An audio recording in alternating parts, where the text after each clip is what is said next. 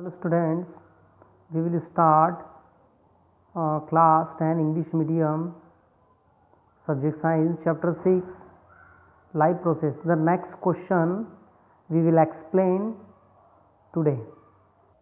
चलिए next question देखते हैं अपन.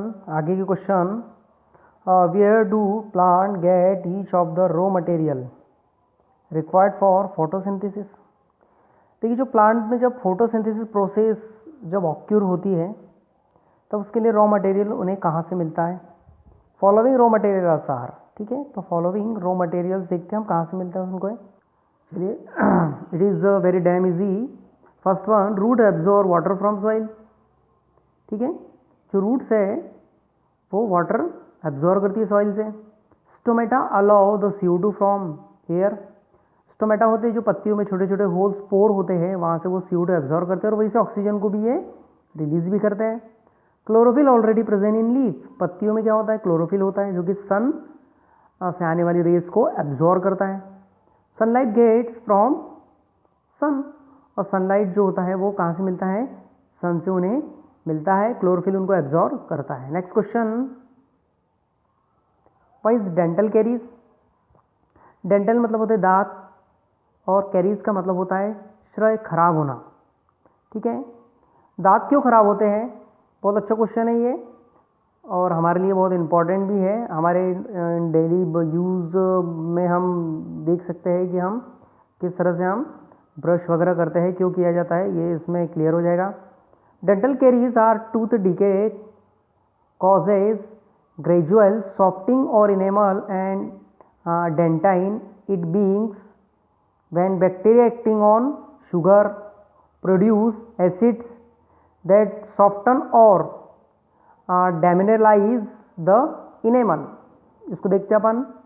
देखिए डेंटल जो दांत होती है उनकी जो सड़न होती है ग्रेजुअली धीरे धीरे क्या होते हैं, सॉफ्टिंग ऑफ इनेमल. हमारे दांतों के ऊपर एक कवर होता है जिसको इनेमल हम कहते हैं. डेंटाइन, डेंटाइन मतलब दांत. इट बींग्स है ना, जो प्राणियों के जो दांत होते हैं. When bacteria acting, bacteria acting action करते हैं किसके साथ, शुगर, जो कि हम खाना खाते हैं जो शुगर में प्रोड्यूस होता है. अगर हम साफ नहीं करेंगे दांत तो शुगर रहती है और बैक्टीरिया उससे रिएक्शन करता है जिससे एसिड प्रोड्यूस होता है. और एसिड प्रोड्यूस होने से हमारा जो इनेमल होता है वो धीरे धीरे सॉफ्ट होते चले जाता है, नरम होते चले जाता है, जो कि काफ़ी हार्ड होता है. Bacteria cell together with food particles sticks. Bacteria क्या करते हैं, जो फूड पार्टिकल्स होते हैं उससे स्टिक हो जाते हैं, चिपक जाते हैं. To teeth to form dental plaque. उसके बाद में जैसे ये बैक्टीरिया से चिपक जाते हैं तो एक डेंटल प्लेक्यू बनता है. प्लेक्यू का मतलब होता है कवर, एक तख्ता, एक परत. ठीक है, saliva can not reach the tooth surface to neutralize the acid. हमारे जो सलेवा होता है, थूक होता है, लार होता है, वो उस प्लेक्यू के कारण, उस परत के कारण हमारे दांतों तक नहीं पहुंच पाते. हमारे दांतों के अंदर एसिड होता है, एसिड बनता है.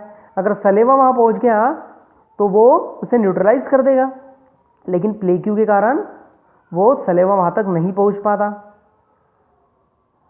The acid as plaque cover by the teeth. Brushing the teeth after eating remove the plaque before the bacteria produce acids. इससे खाना खाने के बाद में हम क्या करते, ब्रश करते ताकि प्लेक्यू को हटा सके. प्लेक्यू को हटाएंगे तो जो बैक्टीरिया है वो एसिड प्रोड्यूस नहीं कर पाएगा. ठीक है, next question.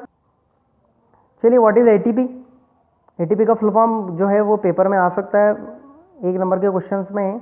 ATP adenosine triphosphate. ATP का फुल फॉर्म है एडोजाइन ट्राइफॉस्फेट. देखते हैं एटीपी क्या होता है. ATP is the energy currency. ATP को किस नाम से जाना जाता है, the other name is energy currency for most cellular process. बहुत सारे सेलुलर प्रोसेस जो होती है उसमें ये एनर्जी करेंसी होती है. The energy release during the process of respiration. Energy कब रिलीज करती है, जब हमारे बॉडी के अंदर रेस्पायरेशन प्रोसेस होती है. To make an ATP molecules, जिससे एक एटीपी मॉलिक्यूल्स बनता है.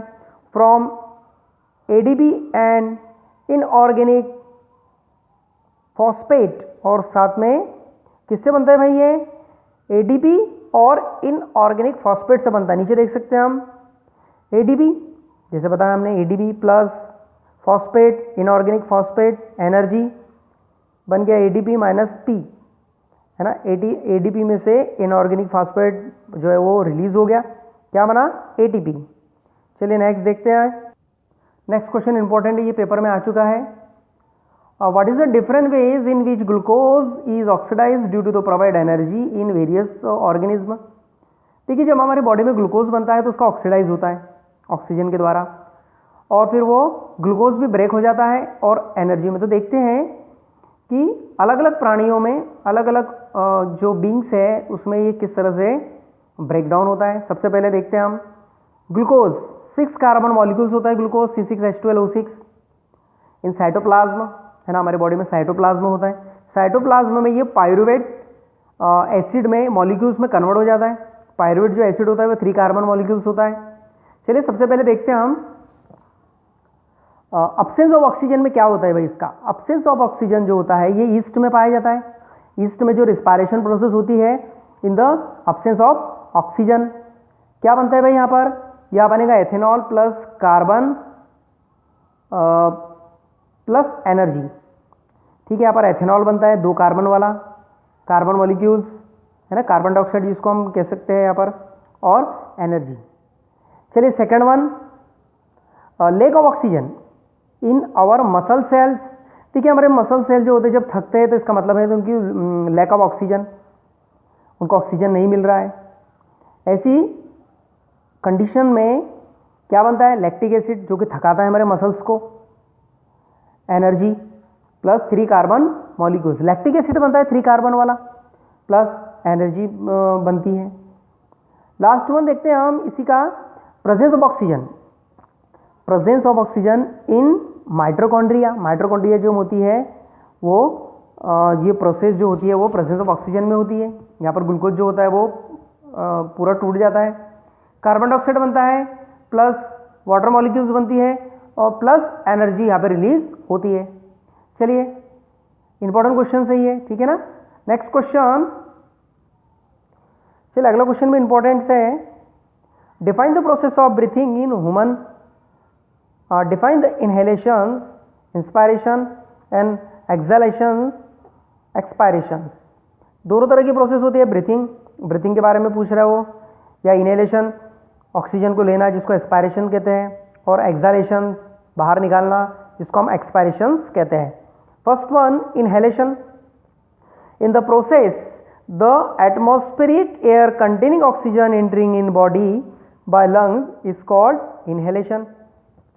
देखिए इनहेलेशन एक प्रोसेस है जिसमें एटमॉस्फेरिक जो ऑक्सीजन होता है वो हमारी बॉडी में पहुंचता है, किसके द्वारा भाई, बाय लंग्स। लंग्स खींचता है उसको, ठीक है। ये प्रोसेस होती है इनहेलेशन। इन मतलब अंदर, एक्सहेलेशन, एक्सहेलेशन एग्जॉस्ट बाहर निकलना, ठीक है ना। एग्जिट कहते हैं हम इसको, रास्ते को, बाहर निकलने के रास्ते को। देखते हैं हम, in this process carbon dioxide gas remove our body by lungs at atmosphere. This process is called exhalation. मतलब यहाँ पर एक ऐसी प्रोसेस जिसके द्वारा हमारे बॉडी के अंदर जो आफ्टर रिस्पायरेशन जो कार्बन डाइऑक्साइड बनती है इसको क्या करते हैं, इसको शरीर से बाहर निकालते। कौन निकालते भाई, बाय लंग्स। लंग्स जो होते हैं ऑक्सीजन को अंदर भी लेते हैं और बाहर उसको रिमूव भी करते हैं। तो ये पूरी प्रोसेस जो होती है ये होती है एक्सपायरेशंस कह सकते हैं इसको, या एक्सहेलेशन, ठीक है। तो ये आपके जो भी क्वेश्चन है, नेक्स्ट क्वेश्चन हम आपको कल फिर से सेंड करेंगे, ठीक है। इतने क्वेश्चन आप लिखिए और उसको समझिए। Thank you.